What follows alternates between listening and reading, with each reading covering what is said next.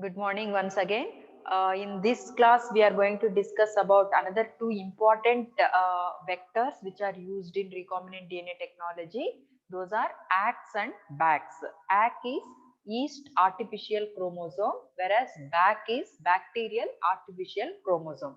In the previous class, I discussed about cosmid vectors, and we have also looked at the strategy how these cosmid vectors are used in cloning of DNA. The purpose of these cosmid vectors are also in order to accommodate the larger fragments of DNA.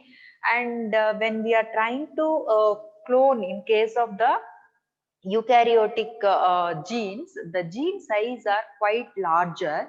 If you don't want to fragment the entire gene, if you want to accommodate in the vectors, further we were in need of more sophisticated vectors. So, in order to develop more and more sophisticated vectors, these two different types of vectors are also developed, which are yeast artificial chromosome and bacterial artificial chromosome. So in this class, let's see what are the properties of this YAC and BAC and how these are used in DNA cloning. First, let's discuss about yeast artificial chromosome. These are called ACK vectors in short. After the scientists realized what are the components that are required for replication, segregation, and then the chromosome segregation, that led to the development of these recombinant chromosomes called yeast artificial chromosome. The point is that after they understood what are the components of yeast chromosomes that are responsible for stable replication and segregation, that led to the construction of these yeast artificial chromosomes. These are the vectors. They are capable of carrying very large clone fragments, and the components that are isolated and they had been constructed on plasmids to develop these ACK vectors are centromere.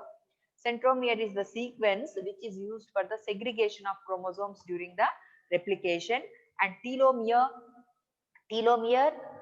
these are the ends of chromosomes, and the replication origin sequences. So these are the sequences that had been isolated and they are constructed or they are incorporated on the plasmids, and this manipulation or the construction of these YACs had been done by using E. coli as the host organism. So to the extent possible, we always prefer to use E. coli as a host organism because it is easy to maintain and easy to handle.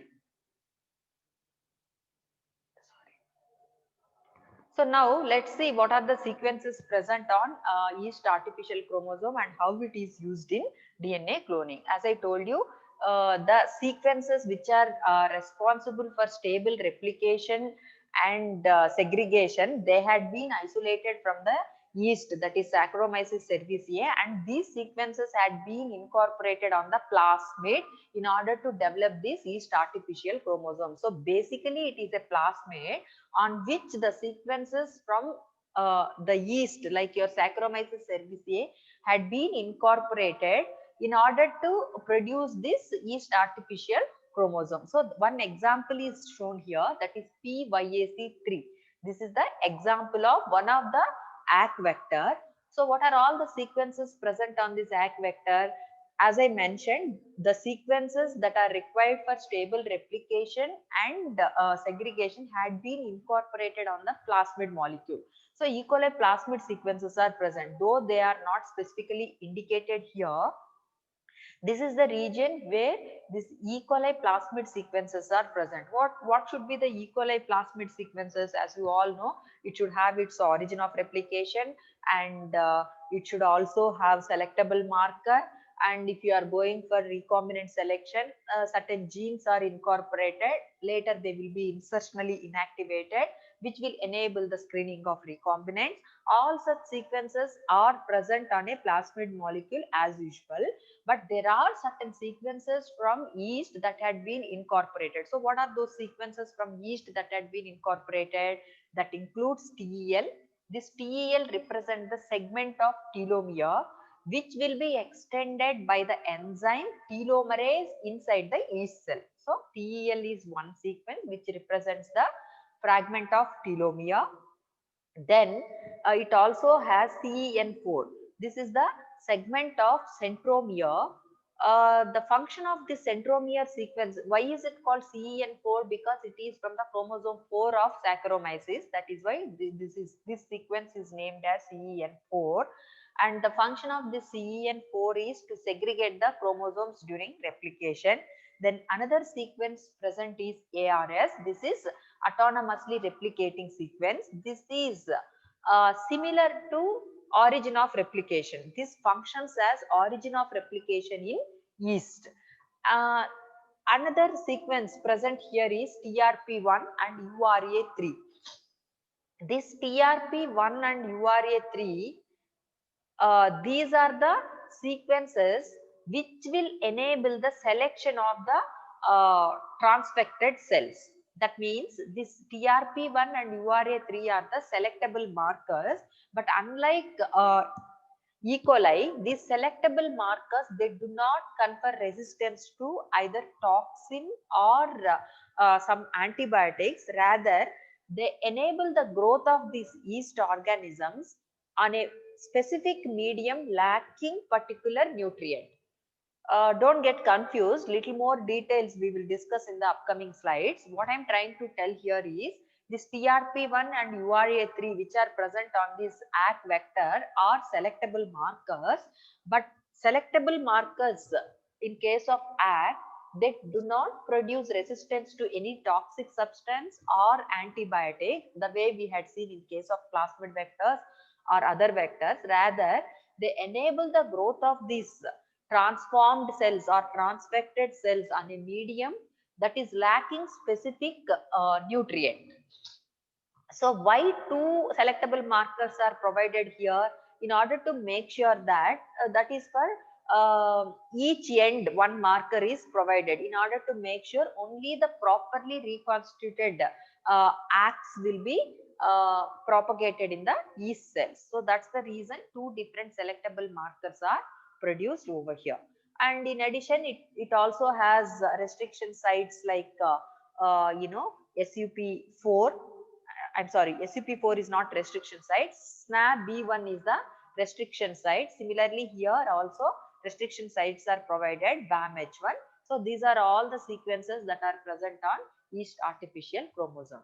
Coming to the cloning strategy, how these vectors are used in DNA cloning, the strategy is very much similar to the cosmid vectors.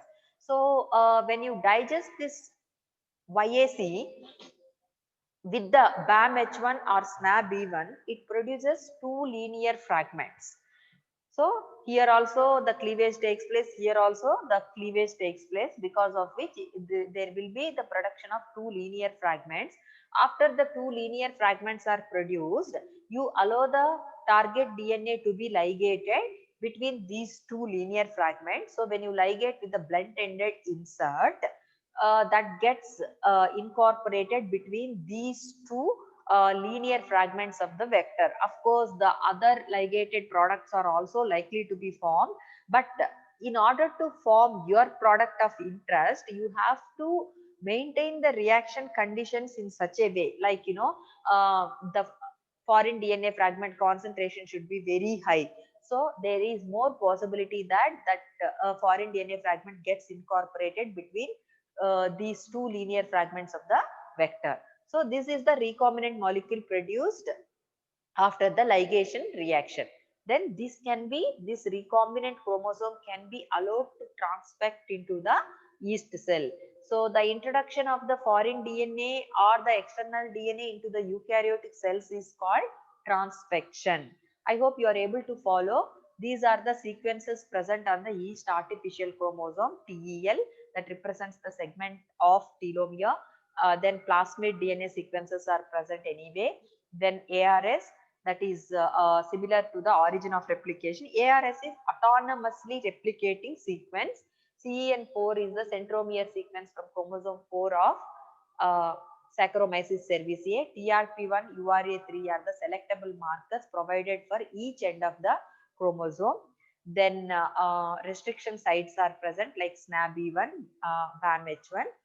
Then SUP4, this SUP4 is analogous to the LAC-Z gene in case of the plasmid vectors. If you remember, LAC-Z gene is provided in case of plasmid vectors uh, to enable the screening of recombinants. They LAC-Z gene has been insertionally inactivated. Similarly, here also SUP4 gene could be insertionally inactivated to produce the recombinant DNA, and it provides the basis for the screening of recombinants. And the test that we use here for the selection of recombinants is red-white color test. Whereas in case of plasmids, the test what we follow for the screening of recombinants is blue-white color test. But here red-white color test is followed in order to screen the recombinants. Here the gene that could be insertionally inactivated is SUP4. Moving on further, the method of construction of ACT clone is similar to the Cosmid clones. As I explained in the previous slide, two end fragments are ligated with the target DNA to yield the complete chromosome. Then this recombinant chromosome produced will be introduced. That means it will be transfected into the yeast cells. The advantage of using these yeast YAC vectors is that can accommodate the genomic fragments of size more than 1 MB. So since it can accommodate the DNA fragments of size more than 1 MB, it can be used to clone entire human gene like your cystic fibrosis gene, the size of which is 250 kb in length. And this yeast artificial chromosome had been extensively used during Human Genome Project also. What are the yeast sequences that had been included in the example mentioned there? PYAC3R TEL. As I told you, that represents a segment of the telomeric DNA sequence which is extended by the telomerase enzyme present inside the yeast cell. CEN4 is the centromere sequence for chromosome 4 of Saccharomyces cerevisiae, whereas ARS that functions as yeast origin of replication, and ARS is autonomously replicating sequence. Many times this ARS, all these sequences were asked for 2.5 marks as short questions. And TRP1 and URA3 are yeast selectable markers. These selectable markers are provided one for each end to make sure that only properly reconstituted ACTs would be able to survive in the yeast cells.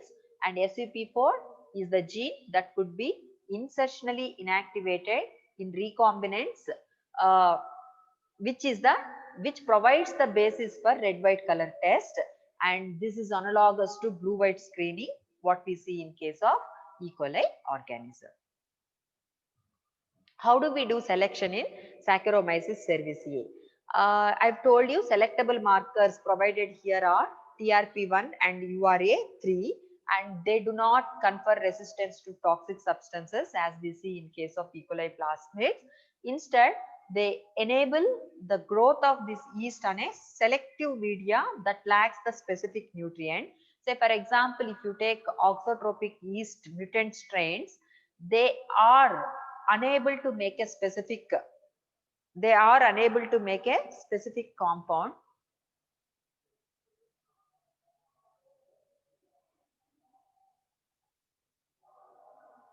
One second, sorry. So the mutant strains are unable to make a specific compound. For example, if you take auxotrophic mutant like your TRP1 that cannot synthesize tryptophan, in that case such mutant strain would be capable of growing only on the medium which is supplemented with that specific nutrient tryptophan. I hope you guys are able to follow. We use the auxotrophic yeast mutant strains during this cloning using this ACT vectors. One such example is TRP1 mutant. This TRP1 mutant cannot make tryptophan. So when that cannot make tryptophan, it would be able to grow only on the medium that is supplemented with tryptophan. So when you transform this mutant strain, TRP1 mutant strain, with a ACK containing the intact TRP1 gene, then because the TRP1 gene present on the vector that complements this deficiency, in that case, these transfected cells, only the transfected cells would be able to grow on the medium lacking the tryptophan. Otherwise, only if you allow this TRP1 mutant or auxotropic strain to grow on the medium that is lacking tryptophan, that will not be able to grow. But when you transform these mutant strains with the ACK containing the intact TRP1 gene, then that complements the deficiency, so that transformed organism would be able to synthesize the TRP, that means the tryptophan. In that case, it would be able to grow on the medium which is lacking tryptophan. So that's how we would be able to select the transfected cells on a specific medium lacking particular nutrient. Only the transformed cells, since they are having the intact gene for synthesizing that lacking nutrient, that would be able to grow. So that's how the yeast vectors are used in DNA cloning, yeast artificial chromosome. These are the plasmid sequences on which certain yeast components are incorporated. So these vectors are developed in order to accommodate the larger fragments of DNA. These are the properties, and that's how we use these ACK vectors in DNA cloning. Coming to the next class of vectors, BAC vectors. These are bacterial artificial chromosome vectors. These are developed, BAC vectors are developed to overcome one or two problems that are associated with ACK vectors while cloning the large DNA fragments. Though this YACs can accommodate very large fragments, I mentioned that up to 1 MB size fragments can be accommodated using the ACK vectors, but one problem that is faced using these ACK vectors is that they frequently lose parts of the DNA during propagation. That means the fragments that are cloned using these ACK vectors are unstable. They frequently lose the parts of the DNA during propagation. But these alternative vectors developed to ACKs or BACs, they are able to accommodate only up to 300 to 350 kb of foreign DNA fragment. If you look at the size of the fragment size that can be incorporated in BACs, that is smaller than the ACK fragment size. Though it is comparatively smaller, they have certain advantages like stability. The way we see in case of ACK vectors, we would not lose any parts of the DNA during the propagation, one advantage. In addition, there is also the advantage of ease of transformation and speed of growth, because the host organism we use in case of BAC vectors are E. coli. And these BAC vectors are simple to purify, because the host organism, as we are using E. coli, it would be simpler to purify using the standard plasmid mini preparation techniques. When we use E. coli, we can apply the standard plasmid techniques, which are very well established techniques. These BAC vectors are based on the natural extrachromosomal F factor of E. coli, and this F factor, it encodes its own DNA polymerase, and it is maintained in the cell at the level of 1 or 2 copies. And these BAC vectors, they incorporate the genes which are essential for replication and maintenance of F factor. So the sequences which are incorporated in BAC vectors are the sequences that are essential for replication and maintenance of the F factor. It also includes the selectable marker and also a cloning site, and that cloning site is flanked by rare cutting restriction enzyme sites, and other specific cleavage sites are also present. And all these sites are provided in order to make sure that clones to be linearized within the vector region. The cleavage takes place only within the vector region without the possibility of cutting within the large insert region. Basically, these acts are back acts or backs are used for accommodating the larger DNA fragment. So you have to provide the cleavage sites in such a way that when you go for linearizing the vector, that should be cutting the that should be only cutting the vector portions of the recombinant DNA, not within the insert fragment DNA. So with all these properties, the backs or bacterial artificial chromosomes are found to be more user-friendly alternative to ACS, and these backs had been extensively used in genomic mapping projects also. So this is about backs vectors. Backs are bacterial artificial chromosomes. Though the fragment size that can be incorporated in these back vectors are smaller than the ACT vector fragments because of the stability, and since we are using E. coli as the host organism, it is easy to purify and manipulate. These are developed based on the natural extra chromosomal factors like F factors of E. coli. It includes the sequences for its replication. It codes its own enzyme required for replication. Um, then what else we discussed? It also includes the sequences for maintenance of F factor, selectable marker, cloning sites are present, which are flanked by rare cutting restriction enzymes and other cleavage sites, and they are provided in such a way that the cutting or the cleavage takes place in the vector sequences, not in the inserted fragment sequences. So it is found to be more user-friendly alternative to ACS. So that is all I wanted to discuss in today's class. Many times in the university exams, this yeast artificial chromosome, bacterial artificial chromosome, any one can be asked for 5 marks. Several times it has been asked in the university exam, or just with the abbreviation, they can also ask for shortest answer, that is for 2.5 marks.